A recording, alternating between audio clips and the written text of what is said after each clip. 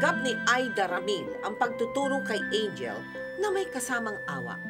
Subalit agad ring nawala ang awa na ito sapagkat ang batang inakala niyang hindi matututong magsulat ay mabilis na natuto.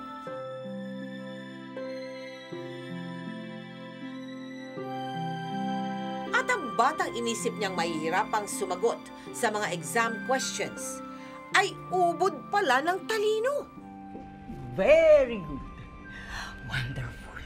Siyempre po, nag-review yata ako. Sino tumulong sa'yo? Si Ate Lucy. Tsaka yung iba dyan sa kitchen. Si Ate Lights, si Ate Nina. Okay. Next subject. Math. Kunwari ka pa. Hindi ko pa alam, napakagaling mo sa math. Meron bang Chinese na hindi magaling sa math? Meron. Sino? Ako. Talaga. Nabiyuda si Aida sa kurso ng pagtuturo niya kay Angel.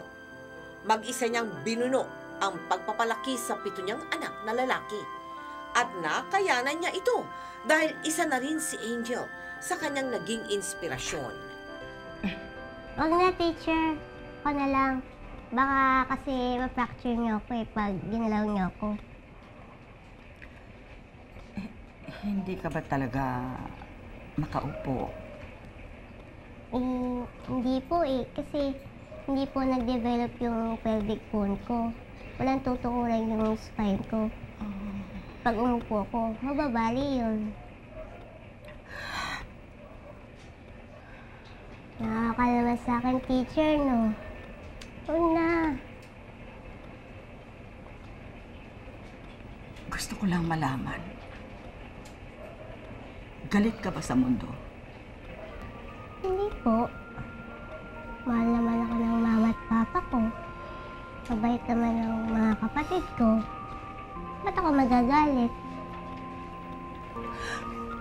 Ayokong sabihin to, ha? Pero sa tingin ko, hindi normal ang buhay mo. Lagi ka nakahiga. Hindi ka nakakapamasyal.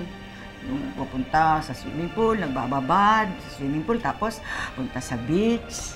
Ano ka, teacher? Sa palagay mo ba, saan ako nagpupunta tuwing summer? Sa paglipas ng panahon, ganap nang naintindihan ni Angel ang kanyang kalagayan. Alam niya kung paano kumilos ng tama upang hindi siya mabalian, malagutan ng buto. Siya na ang nagdidikta upang paano siya dapat paliguan, bihisan, pakainin o ipasyal. Nandahan, pag mabilis. Ay, wala ate. Bawal akong bulubak eh. Sensya na. Bagamat mahirap ang kanyang kondisyon, pinilit pa rin ni Angel na mamuhay ng normal. Lagi siyang masaya sa anumang gagawin na tila hindi alintana ang kanyang kalagayan.